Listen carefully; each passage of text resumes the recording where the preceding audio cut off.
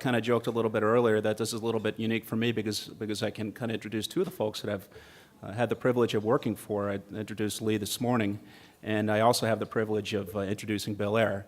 So I've been around you enough, so let me see if I can get this straight without having to read off the bio. So Bill has an awful lot of aviation experience. In fact, I don't think it would be an understatement to say that flying in his blood. He actually has over 3 decades of active experience in the industry, both from the flight deck perspective and also from the management perspective. Started out at Air Olympia, where he started a small company, which was a regional commuter in the Pacific Northwest. After that, he went on to Piper as a regional manager. And then he went and got into the whole air group mode, where he went over to Horizon Air, and I think you were there for 13 years, and a number of management positions, which culminated in a senior VP position of operations and planning. From there, he went over to our sister company, Air Group, where he was there from 1995, and then from 2003 to 2012 served as our CEO, and now he continues to serve Air Group as the chairman of the board.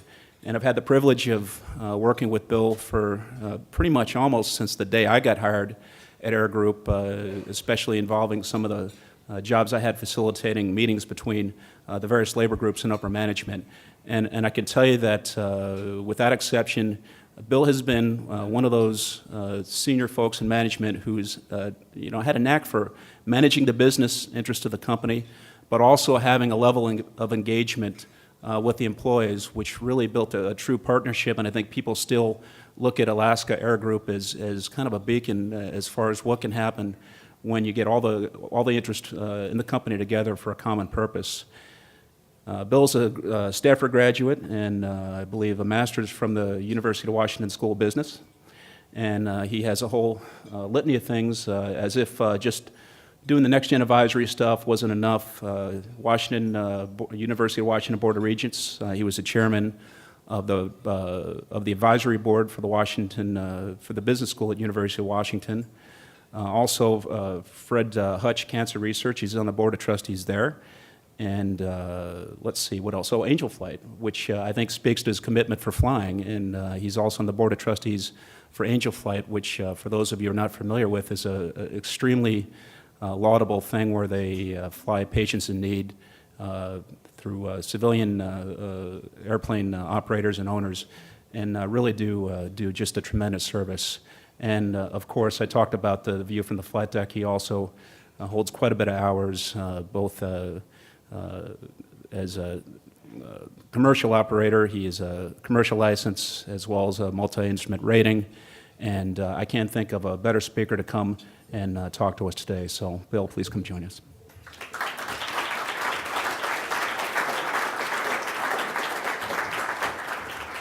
Well, good afternoon. Thanks, Sean, for those two kind remarks. And Sean played a big role in our transformation of Alaska Airlines over the last decade and helping us all get on the same page with respect to the changes that we needed to make. And I'm going to talk a little bit about that. So thanks for inviting me here. And the cool thing about this is we are all passionate about this topic. And it gives me a huge amount of optimism about our future success, current success and future success, because we all care so much about this topic of NextGen. And just listening to the panels this morning, I thought they were excellent. I was in and out a little bit earlier, but I saw most of this latest panel. And then I started looking at my notes for lunch, and I said, this is pretty redundant. You pretty much covered the waterfront, but I'll go through some of this, and mainly to share my perspective. I'm going to be at a little higher altitude. I'm going to be at 30 or 40,000 feet and talking about change in an organization, a little bit of my experience with that, and maybe provide a little bit of understanding of where we are as the NextGen community and what we can do individually and collaboratively to help this thing move forward. Because I think what we all want, and really I guess the key question is, with all of these benefits from NextGen, why isn't this moving faster, right? And what can we do to help it move faster? And we want to do it really well. So we got a couple of things that are a little bit in opposition. We want to do it really well, and we want to do it fast. So, and those are good objectives, but you could do one without the other. You could quickly see how you could do that. We want to do both, so I'll talk a little bit about that. So the collaboration and the technical understanding of this group, I think it just blows me away, and everybody really understands the issues. And thanks to all of you for being so involved. This doesn't happen by itself. and we'll talk a little bit about our NAC group and talk about engagement. We have, I think, 29 members, Margaret, and I think at the last meeting we had 27 or 28 of them come. What other group are you involved in where 28 or 20, that high a percentage of people show up for meetings? It means people care, they feel like they're making a difference, they're involved, and they count. And that's, I think, what we've got, not just at the NAC here, but the subcommittees, the work groups. Many of you have been involved in a lot of those things. And we've just got subject matter experts everywhere, and it's exciting for me to be at least a small part of what's going on. So I think what's holding us back, if I can, again, high level, it's not technology, right? I mean, we have really, really smart people that have got this figured out. And I was talking to Mark earlier about our our State of Alaska efforts in Alaska. That was 1995, right? So 18 years ago, we were doing the same stuff. So the technology is long and well established. Now, there's more to do, obviously. But so the problem, if it's not technical, it's cultural. And it's not a criticism of FAA or anybody else. It's big organizations have a certain amount of inertia, and it's just slow to move. So what can we do? And we're all impatient, and I think that's good, right? We're all impatient, and we're kind of roaring to go. And what is it that we can do to help overcome some of this inertia? I think that's maybe one of the key things we want to talk about. And I think there are some specific things that we can do. And this group, I think, is really well suited to do that, because these are the users. Somebody say the users and the doers, right? So we've got pilots. We've got controllers, and I was really happy to see ACI on a panel this morning. I think that's really important that we've kind of got the three stools, three legs to the stool here. The airports are really, really important in this effort, and we realize we've got to do a lot more proactive communications with respect to airports and communities, because noise and the environment are still a concern and could slow this down if we don't do a better job there. So let me talk about a little bit about what's going on in those terms of the organization.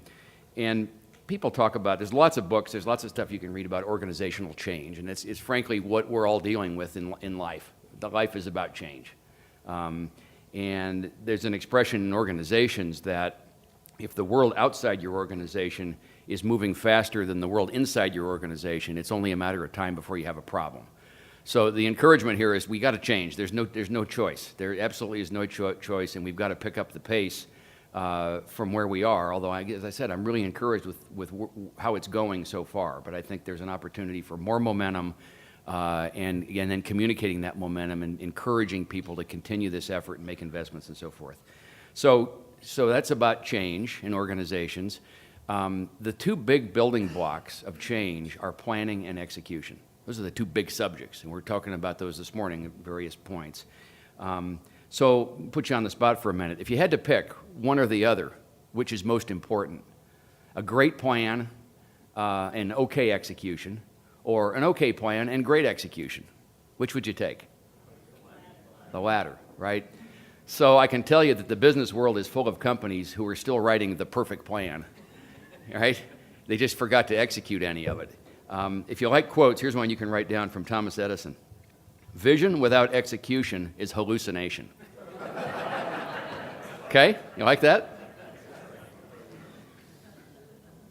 So, and I think the other problem with things taking a long time, so there's zero execution at one end of the spectrum, and then there's slow stuff, right? And one of the problems with technology and slow execution is by the time you finally get it rolled out, it's like yesterday's news, right? It's like a generation behind, maybe, and maybe some of that's happened in NextGen. And so the timing, it does matter, because the world keeps changing, and we want to have state-of-the-art stuff out there, not stuff that's, last generation technology. So let's break this down a little bit further and talk about the plan, and we can talk about execution. So you start with a plan, and I think this group has got this figured out. I mean, it's a shared vision. And a word that I'll use again and again probably is passion. You've got a group of people that have a vision, a common view of where we need to go, and they care a lot. And then that's a pretty good starting point for a plan. You need buy-in, and I'll talk in a minute about some of the changes we made at Alaska Airlines and the need for buy-in. But within the initiatives in the plan, they need to be prioritized. And you can't do everything. You can't boil the ocean. You can't do it all tomorrow, even though you want to. And the priorities need to be well thought out so that there's a foundational aspect to it. So you're building on things. You're providing tools out to the controllers, for example, that like ERAM. That's sort of the foundational thing that we hang the rest of NextGen on. And if you don't have ERAM, you can't do a lot of the other stuff you'd like to do. So that gets to the importance of priorities with respect to these capabilities and with respect to tools. And it's one of the things that the NAC is going to be spending more time, with, hopefully with FAA on, is helping look at priorities. I read the NextGen, who's read the NextGen implementation plan, the June 13, number of you? I mean, that's a good plan. I read it, I read for the first time the 13 version of it on the airplane and kind of refreshed myself last night. By the time I got done with Appendix B, oh man, there's way too much. And it reminded me of what the mistake we used to make at our company. Y'all do annual planning sessions in your businesses? So here's the problem that we ran into, and we did it for many years. Shame on us. I said, this is the definition of insanity, and we kind of finally figured it out. But it's the idea that you go away for a week and you try to solve all the problems of the company. And you write down objectives and goals and initiatives on the walls of a room like this, right? And by Friday, you pick them all up, and on Monday morning, you unroll them, and you go, what in the heck were we thinking about? We already have full-time jobs, right? So we did that for, I don't know, 10 or 15 years at Alaska, and the problem is you don't get very much stuff done. And then you try to put a good face on it, and you got to report out at the next meeting. And in fact, shame on you for not reporting out sooner than that, but typically that's kind of the cycle. And then you try to make up something that you did and you didn't really do it. And we said, it got to be really important in our company because all the airlines around us are going broke, right? So we actually got to make some changes for real. We're not going to be viable. So we said, why don't we, one of the key parts of the change we're going to make is to have a better planning process. And why don't we think about one or two big things that are cross-company, everybody's involved in them, that are hard to do, and because you start with the question, if we did nothing else, if we did one or two things in the next 12 months and nothing else, what would it be? That's a good way to tee this up if you're in a session, you want to cut to the chase, and you're seeing a lot of stuff that people are just putting up. Say, what's most important? And then when we did that at Alaska, we finally started making progress on making changes. And it was things like our cost structure. So we're competing in a low-cost environment with a high-cost airline. That just flat ain't going to work.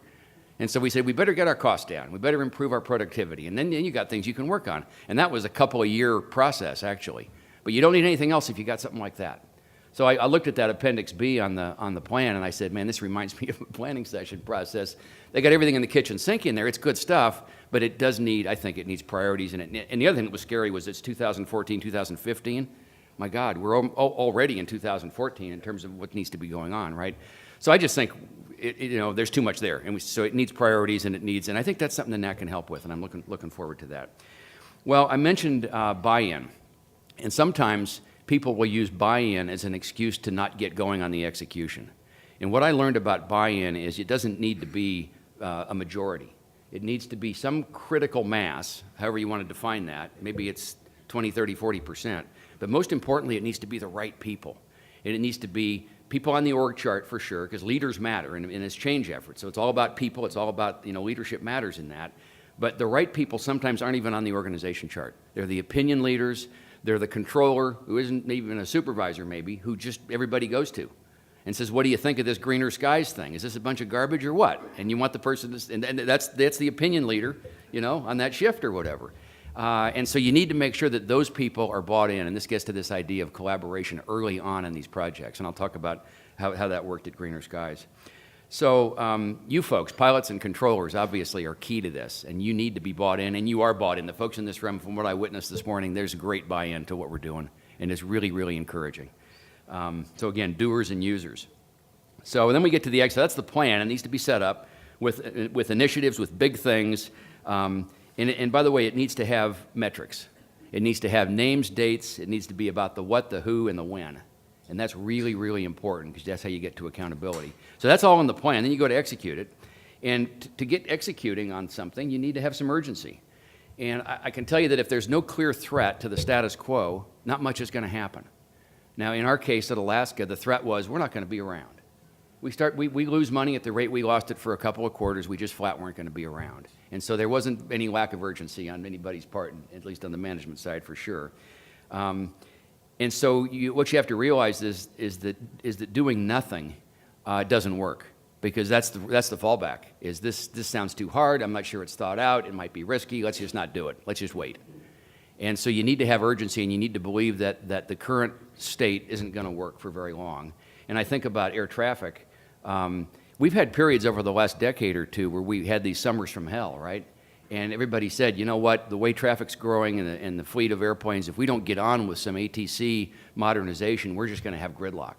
Now, we've been lucky. So then, unfortunately, things like 9/11 happen, and they set back demand, and so capacity comes down, and you put off this congestion issue. But I think somebody mentioned this morning the forecast from Boeing and Airbus on airplane deliveries, and both domestically and internationally. I mean, we're heading back. We're heading back up, and hopefully, when the economy continues to truck along, that means we are going to create a problem if we don't get going. And I think that this is important to keep that in mind, that we kind of got bailed out by things that were out of our hands before on the demand side. And we would have had a much more congested and public outcry will come pretty quickly. In fact, a few days of thunderstorms cutting off major routes across the country, and you start hearing from people, I had a 2-hour delay here, and I had enough. Well, I mean, the NextGen can help with this. So I think I just point that out. So talk about metrics and business plan reviews. Who has read American Icon, the story of Ford, Alan Mulally? Anybody read that? I would highly recommend that you get a copy of that. I think they're selling them in the airports now. I saw it at the bookstores. And so Alan was the CEO at Boeing Commercial, and I got to know him. We of course, bought Boeing airplanes, and then we went to Ford. I stayed in touch with him just a little bit, and saw him at some events recently.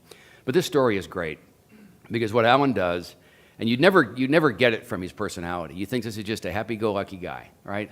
But he's very, very serious about executing a plan and holding people accountable to metrics on a plan. And so what he did at Boeing, and what you'll read about in this book at Ford, is he sets up a very simple system where everybody who owns, you got to start by having a plan that's got your name on it, and metrics and dates. So it's very clear, this is what I'm committed to, and I'm accountable. And then he does this every Thursday review. And in the book, the first ones at Ford went all day long. And it's red, yellow, green. I'm either on plan, I'm worried, or I'm off plan. And if you're off plan, what are you doing about it? And initially, as he tells this story at Ford, I mean, they're losing billions of dollars.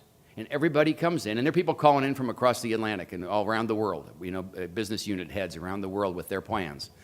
And first of all, the VPs didn't want to do it. They wanted to delegate it. And he stopped that the first meeting. He says, no, you're coming. You are accountable. You can't get out of this by sending it downstream.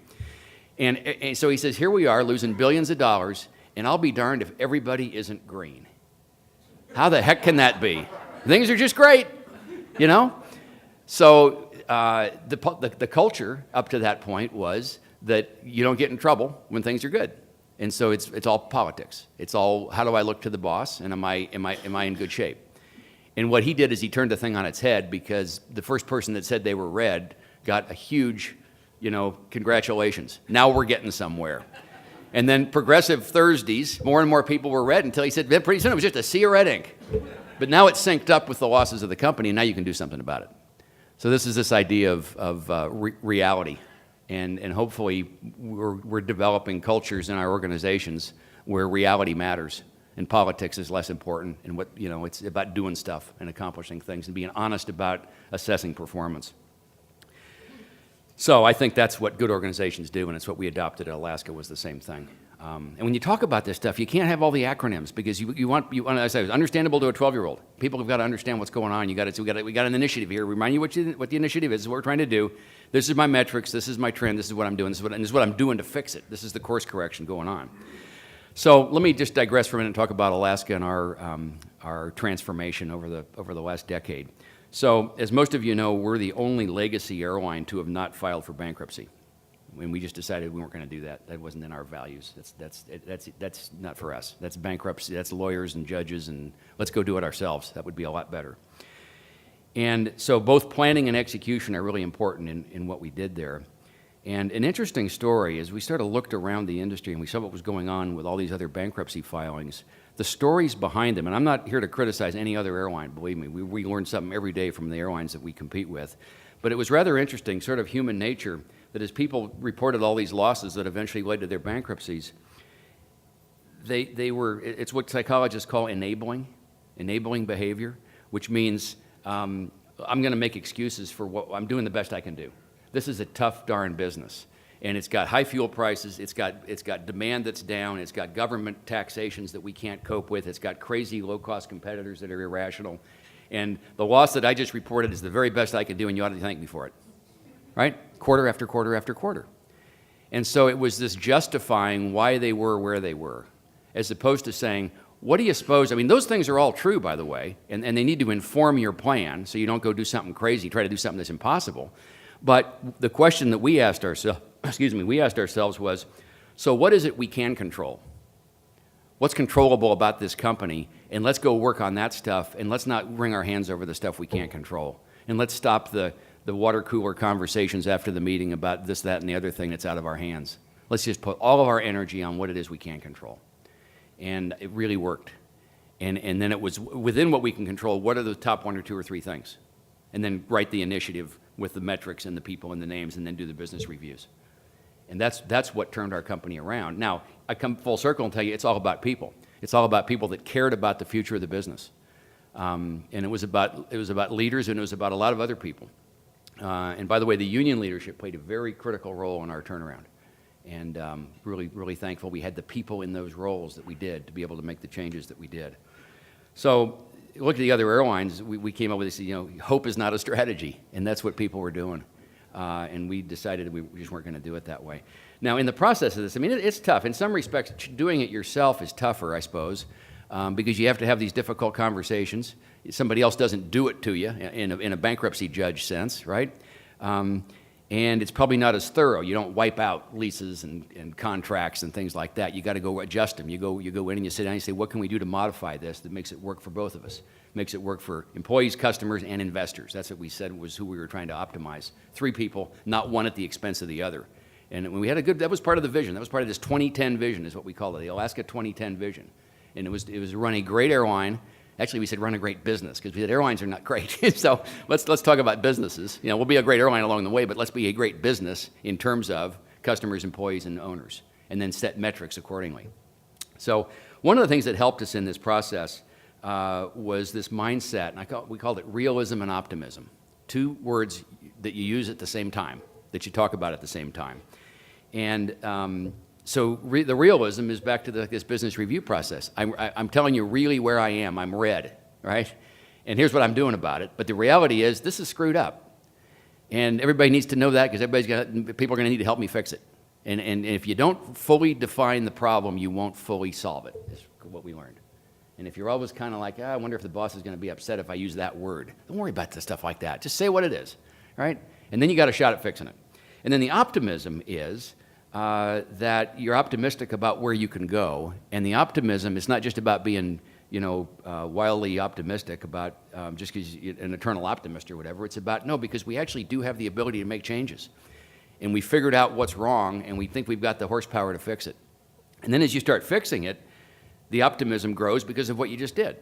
And so you get this sort of Jim Collins, if you read any of his stuff, leadership stuff, you get a flywheel effect. You get a virtuous cycle where success begets success. And the first turn of the flywheel, as Collins talks about it, is real creaky and slow.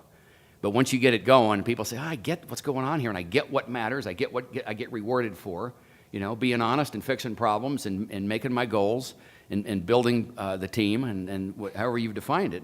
And then pretty soon, you don't have to push the heart from the top. The thing gets its own virtuous cycle and it's self-reinforcing. And people want to win. Everybody wants to win. In organizations, everybody wants to win. And they get to win and when you set it up this way. And they clearly know what success looks like and they want to go do it. So the idea is to get out there. I talked about this plan that goes on forever and never gets executed. We used the term 80%. We said, now not with safety. Safety's got to be 100%, right? But everything but safety, you say, get it 80% right, and then launch it. And because the world's changing anyway.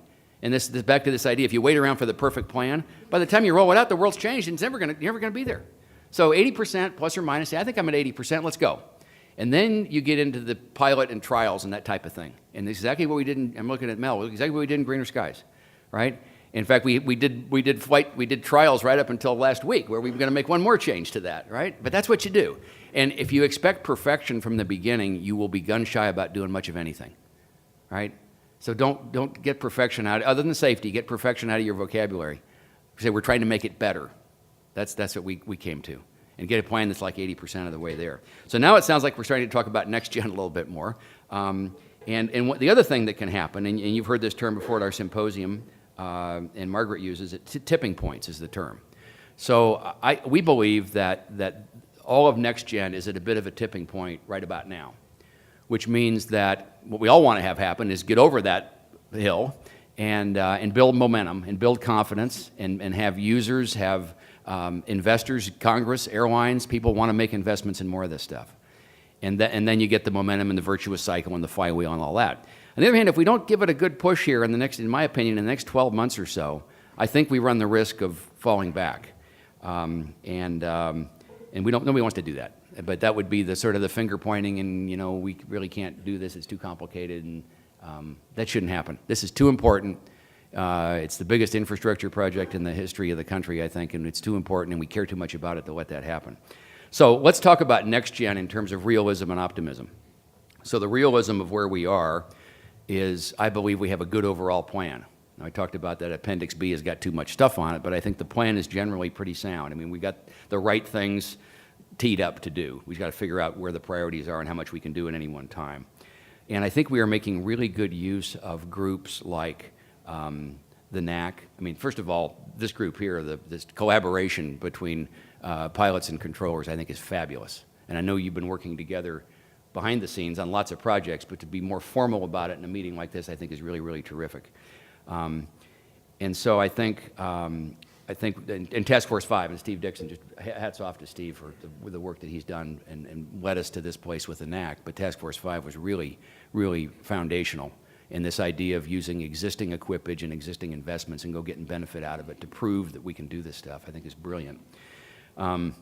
So we have, I think, very good development of the technology, very capable people doing all that. But as I said, the Alaska, state of Alaska, the special approaches that we did, the R&P approaches that we did in Juneau and Sitka and other places, which were really was for access. It was for lower weather minimums. That was 1995 or thereabouts. And then we said, well, since we're already equipped and pilots are already trained, why don't we go try to apply this at SeaTac in more of a congested airspace kind of environment, although Seattle is not really officially congested airspace, but it's the same stuff the same problems need to be solved there that can be applied, sort of the template idea, right? So we've got closely spaced parallel runways, we've got simultaneous approaches with Boeing Field, we've got a number of issues like that are going to have direct application at other places. But I think, so what you'd say is from 1995 to now, what is it tangibly we can point to that we've done? And I would just say, and again, not being critical, I think the evidence is this has been slower than most of us anticipated it would be. The execution of PBN in particular and the rollout of some of the tools is slower than we thought it would be. And we'd like to help it be faster, right? I think we would all agree on that. And today, I think there are just too many stories from pilots who tell stories about, I asked for the approach and the controller said unable. Or we hear from controllers that say, I don't know why they built this darn thing, I can't use it with the traffic flows I have. So those are two places we want to avoid, and what I can tell you is, now I shift a little bit to the Alaska Greener Skies story, is that we learned a lot of lessons in that. It wasn't perfect. Doug Merrick was the FAA guy that headed this up, and Paul and Mel and everybody jumped in here, and it was a great collaborative effort. And what we learned, and I think we did this pretty well, but from day one, when you have an idea like that, you got to go get stakeholders. You got to go get controllers and pilots and airports. And you got to sit down and you got to say, this is what we'd like to do. Here's the concept. What do you all think? Welcome to the team. And what do you all think about it? And you will get great ideas, and you'll also get ownership. Those two things are really important. And so one of the taskings that the FAA gave the NAC was to go work on barriers to PBN. What are the things that slow down PBN? And this is prominent on the list, which is you got to have collaboration, like from day one. You got to have people engaged, and that's the only way it's going to work. And the other thing is then, so once you get something like this done, how do you carry the lessons learned to the next one? And you just worry about sort of the tribal knowledge that gets built up, and you've got to institutionalize some of this stuff in the controller's handbook, right? We've got to get those things, we've got to move from waivers to actual language in the handbook. But I worry about the people, if the teams change out a lot. So, I mean, in my ideal world, Doug Merrick would be doing these things all over the country. He'd have a team, or maybe there's teams that specialize in different kinds of applications. Maybe there's the closely spaced parallel team. Maybe there's whatever it is. I'm not even sure what all it would be, but there's probably, a half dozen or so kind of unique airport situations where you could have dedicated teams that would just get really, really good at this stuff. And I worry about changing people out and sort of starting over, and I think that's one thing we want to try to avoid as much as we possibly can. So, realism, optimism. The optimism is that people are passionate as can be about this, with great leadership, with people like Lee and Paul that are on the NAC. And speaking of the NAC, so the NAC is this remarkable group of people. It's this 29 folks, pretty senior level people in their companies, who come together, and somebody said this on an earlier panel, without any thought of competition, even though some of the businesses compete with each other. This is all about having a shared vision, a strong view of what we need to do together, and working collaboratively. And then there's the subcommittee, which is where a lot of the really hard work happens. Huge number of volunteers. This is all volunteer labor, right? It's fabulous. People care about this stuff. And so I'm telling you why I'm optimistic about going forward is we've got people here and leadership here that I think is second to none. At our last NAC meeting, just to show what others think of this, so we had Chairman Lobiandi this morning. He also came to the NAC meeting with a similar message, which is basically, I just want to help. This is really important. I'm not going to do hearings where, members of Congress give speeches. I want to do listening sessions where we actually learn what we can do to help. And I think we all ought to really appreciate that. It's a unique point of view and a unique approach. And I think we're very lucky to have him in that role. We had Deputy Transportation Secretary John Picari come, and John made some really good points. And he's also very, very supportive of what we're doing. And everybody thinks we ought to be able to help move this thing move faster. He reminded us it is the largest infrastructure project in America and about all the collaboration that's required. And then I think somebody said this, maybe Steve, you said this morning, that unlike highways, where there's very visible progress when you're building a highway, this stuff's a lot less visible. It's a lot less physical.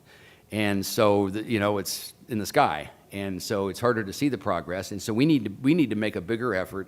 And this was really probably the biggest theme of our last NAC meeting was developing a stronger, or helping FAA develop a stronger communication strategy about the successes.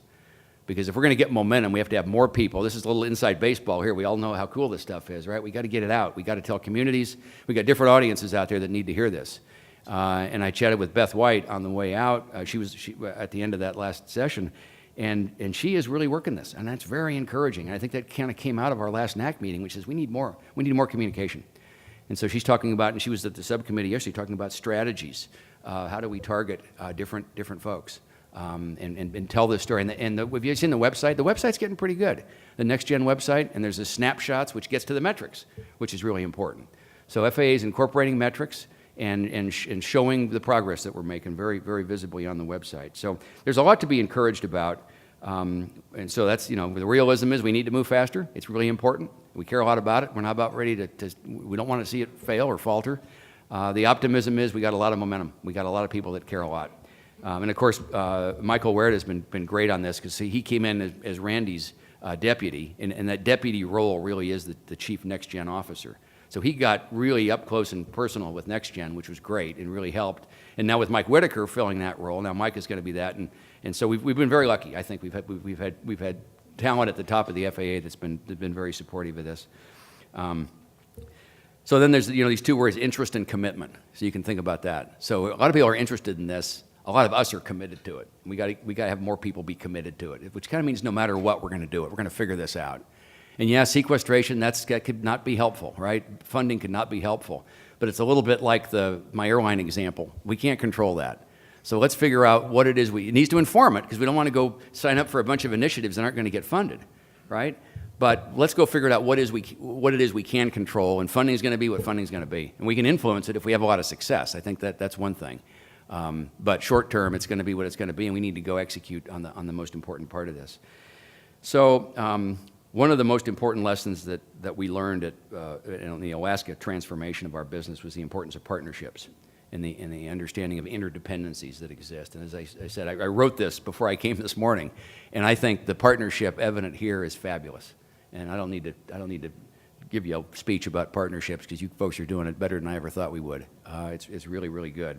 And then, the NAC is this great collaborative consensus-based group, and the subcommittees talked about greener skies.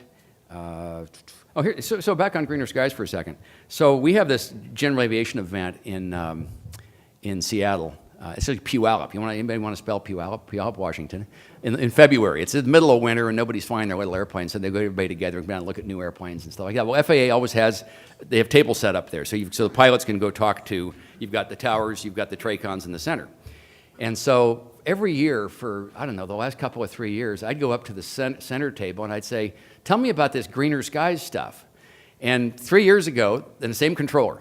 3 years ago, he said, "Oh, it's never going to work." Right? 2 years ago, yeah, they're working on it, but I'm not so sure. Then he shows up at our meeting, Mel, right? He's now on the team. It's unbelievable. And so, and I don't think he has a manager or supervisor title in what he does. He's one of these people that everybody goes to. He's a subject, he's credible as can be, and people, whatever he thinks is what they believe. And by involving him in the process, by asking his opinion about the technical side of this, we're going to draw the star, draw the RNP, whatever how is this going to work? You've already got traffic you're handling today. Tell me about it. And by involving him and taking a lot of his suggestions, the guy is 150% converted to greener skies. It's just unbelievable. It's people, right? It's all people. People are people. So that was pretty cool. So now I see him down there and I kind of kid him about, how about greener skies? Oh man, it's great. Okay, so let me just wrap up. So I think what we need more momentum. We need to build confidence. We need to encourage more investment, and we need more communication. So I think my pitch at the end of this was going to be to say I'm asking for your help, and I think I've already got it. I think we're all working together on this. There's a lot at stake. You folks have the expertise. You have the credibility, like that controller at Seattle Center. You have huge credibility in this community and with outside stakeholders that don't know anything about it. And so it's not just the FAA that needs to communicate more. All of us can do that too, right? Let's think about our own communication strategies. And you can, each of you can, and collectively, you can influence the path of this. You know more about it. You care more about it. And it's new technology that, the benefits, less fuel, lower emissions, less noise, better coordination between controllers and pilots. You certainly care a lot about a safer and more efficient air transportation system and keeping America as the global leader, global aviation leader. And just to wrap up, I tell you that the best pilots and the controllers in the world ought to have the best system in the world. And we're all in this together, and by working together, I'm sure we're going to make it happen. Thanks.